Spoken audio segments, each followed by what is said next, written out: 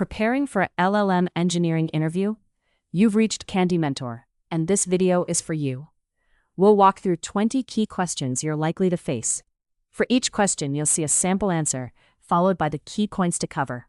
Subscribe, like, and share, and drop a topic request in the comments. Question 1. How does self-attention work in a transformer? And why is it important for LLMs? Self-attention lets each token decide which other tokens matter for its representation. I describe it as computing queries, keys, and values, then using query key similarity to weight the values. This gives the model context-aware token embeddings. Unlike RNNs, transformers process tokens in parallel and capture long-range dependencies more effectively. The trade-off is quadratic cost with sequence length, which is why context optimization and efficient attention variance matter in production. While answering, focus on queries, keys, values, attention scores, positional information, parallelization, long-range dependency modeling, and why attention replaced recurrent sequence processing in modern language models. Question 2. What are tokens, tokenization, and context windows in LLM applications? A token is the model's basic unit of text, often a word fragment rather than a full word. Tokenization converts raw text into these units. The context window is the maximum number of input and output tokens the model can handle at once. In real systems, I budget tokens carefully because long prompts increase latency and cost. If context is truncated poorly, the model may miss critical instructions or facts.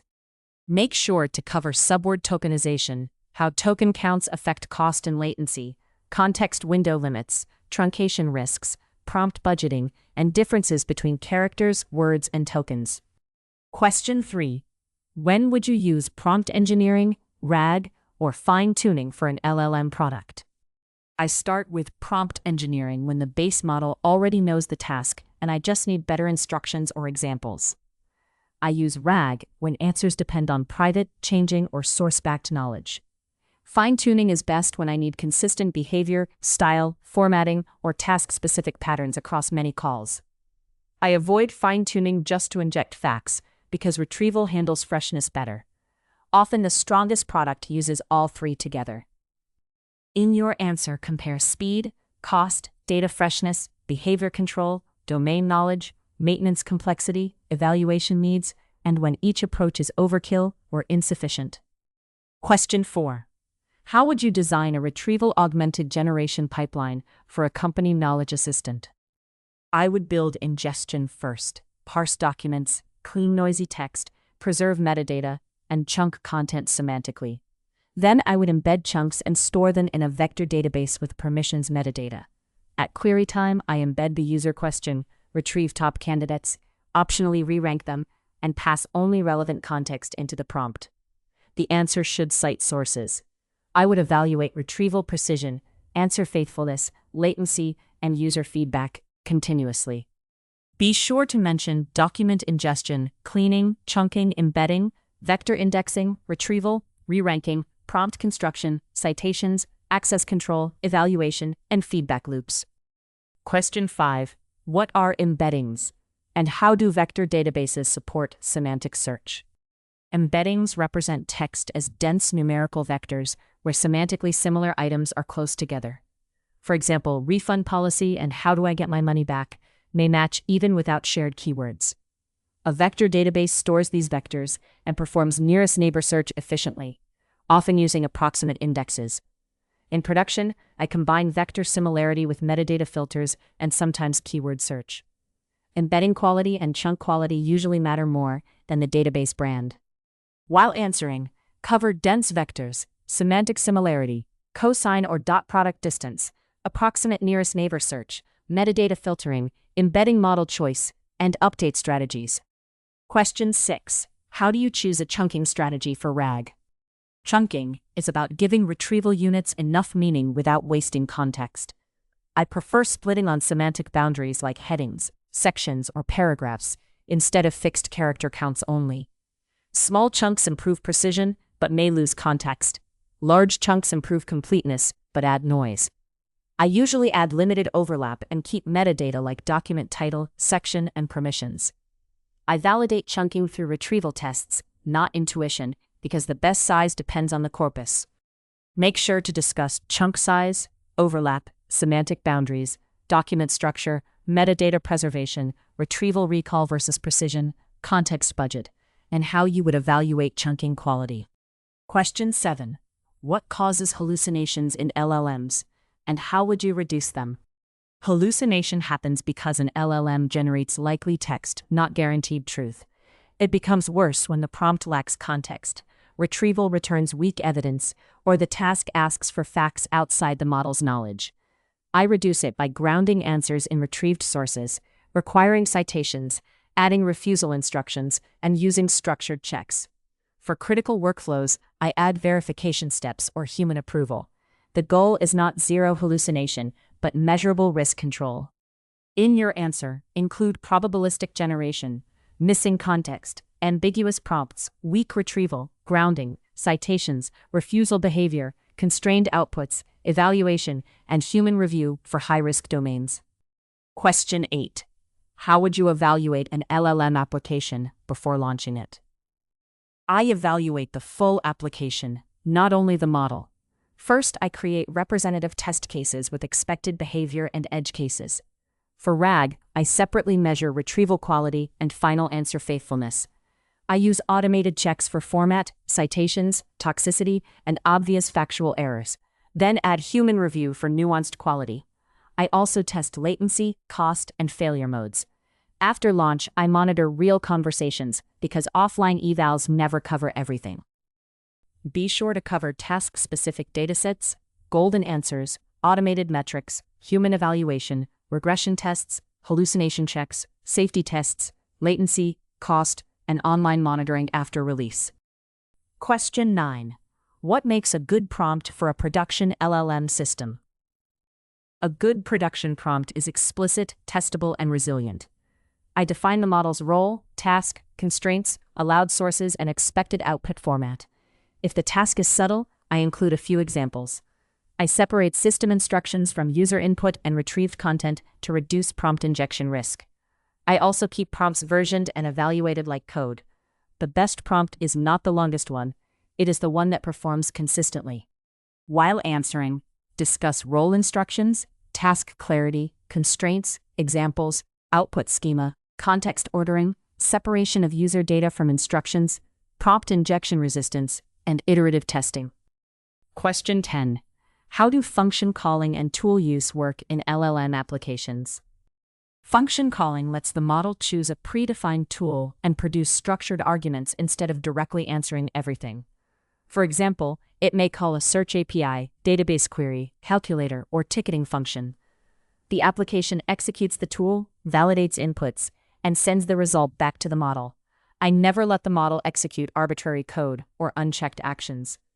Tool use is ideal when answers require fresh data, deterministic computation, or side effects.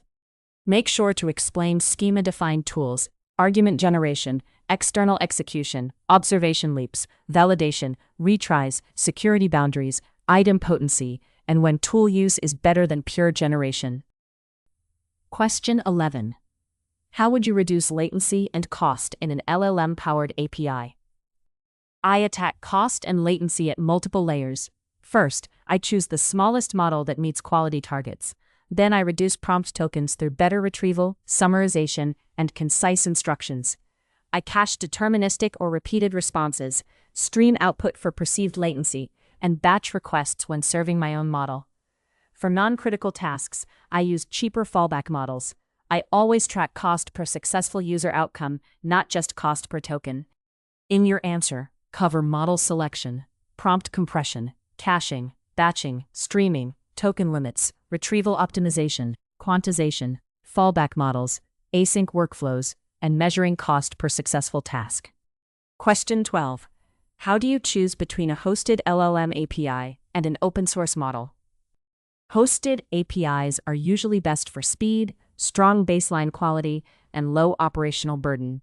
Open-source models make sense when data control, customization, predictable unit economics, or offline deployment matter. I compare them using the product's eval set, not public leaderboards alone.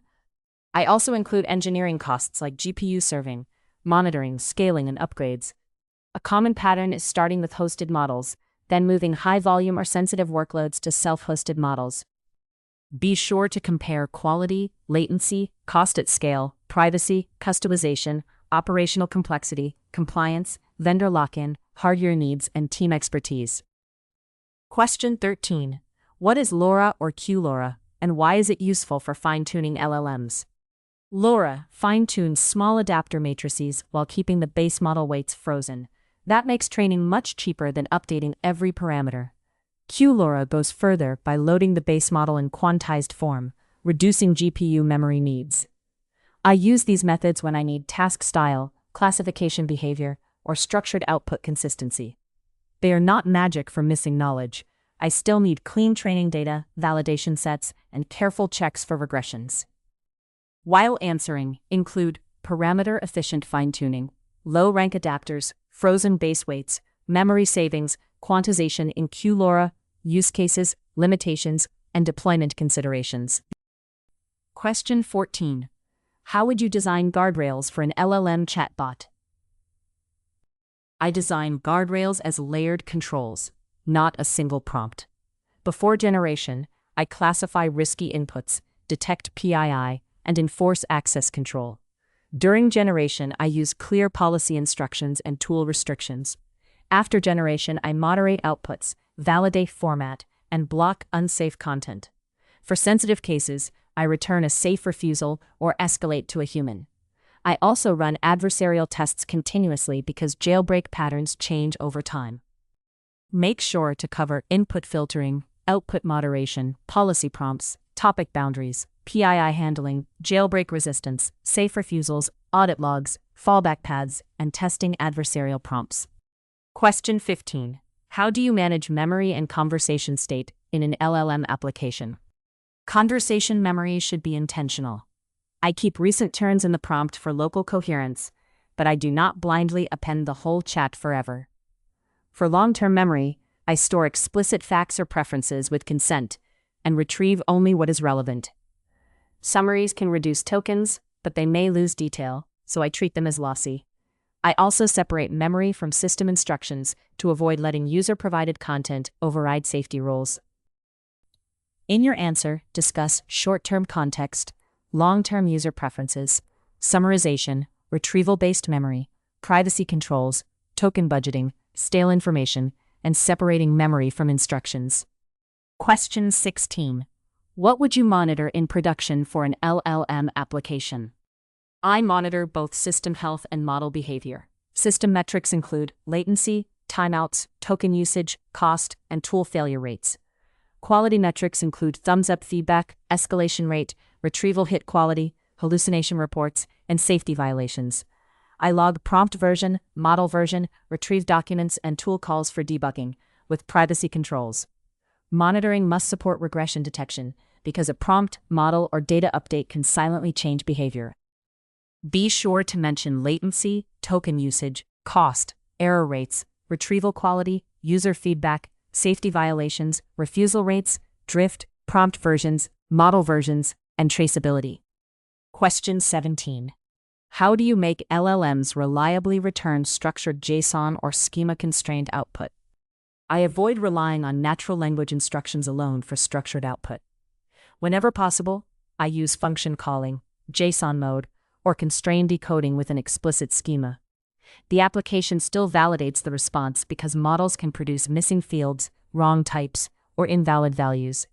If validation fails, I retry with the error message or use a repair step.